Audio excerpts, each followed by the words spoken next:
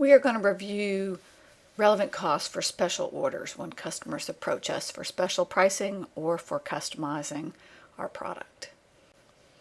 You want to veto a proposal from a client if it's going to irritate your existing customer base, if you don't have any capacity, if it's not a one-time deal, you don't want a side deal to somehow inadvertently create this new pricing structure or new product line that you didn't intend.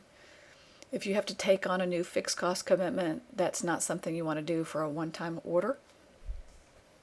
If you don't have capacity and you might like to free it up for some reason, any cost to free it up or any lost profits because you've stopped a different product in order to do this order needs to be in your analysis. You'll know you have a special order problem because it'll talk about a customer as opposed to a vendor. You'll see that in the discussion that they're looking for either better pricing or customization. You may notice that there may have to be a special tool for the order or special material.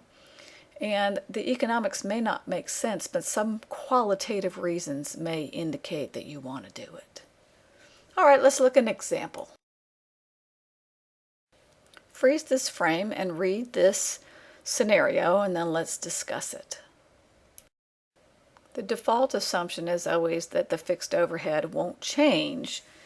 If they do change, of course, you've got to include any incremental cost in your analysis. So if you're going to make more tires, you're going to need more material, labor, and variable overhead. So it's going to cost you $23 for each additional one. You're going to get $40. So $40 is the incremental revenue, and $23 is the incremental cost. So the quantitative result is accept because you're going to make $17 a unit. So you're going to be better off. Now let's change one of the assumptions. Freeze your frame and read this.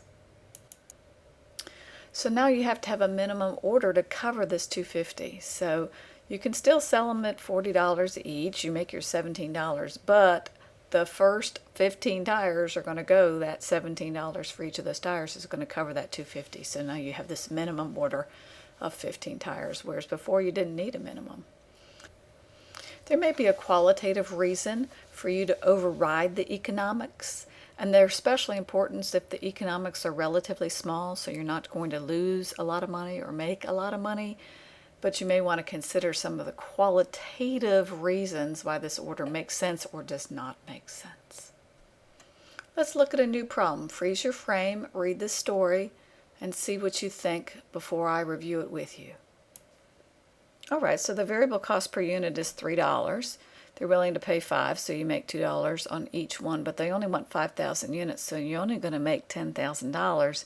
It doesn't cover the cost of the additional machine. But there might be qualitative factors involved that make you decide to do it anyway and override the economics, right? So freeze this frame a minute and see if you can think in your head of some qualitative reasons. So you have a long-term customer, they want to pay market price. You may want to work with them, or maybe encourage a slightly order size, or maybe try to alter that rental arrangement just to try to get this done for the customer. All right, here's a new one. Freeze the frame and study it.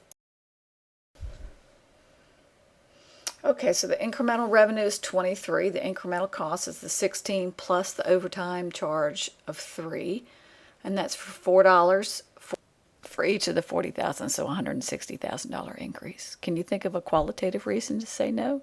Freeze the frame and think about it. Think about it. Maybe you can't work, that's 10% more than your whole annual production, so that's a lot of overtime in a short amount of time, and it may irritate your workforce, right? So that would be a reason, in spite of all the profits, to reject this particular offer. All right, freeze your frame and study this and work it, and then let's talk about it together. So your incremental costs are your direct material, your direct labor, your variable overhead, that's special packaging, and then of course the cylinder, which must be spread across the batch of 600 pounds, giving you $10.20, which is really not a bad price because you normally sell it for $12. But can you think of reasons why you wouldn't want to accept this offer regardless of the economics? Freeze your frame and think of a few. Maybe it will taste terrible. You don't want to be associated with it. It may irritate your sales force because they're not getting a commission on the order. And of course, there's others that you may have thought of as well. All right, so you have studied special orders. There are other digital tutors on relevant costs for decisions. Go have a look at one of those.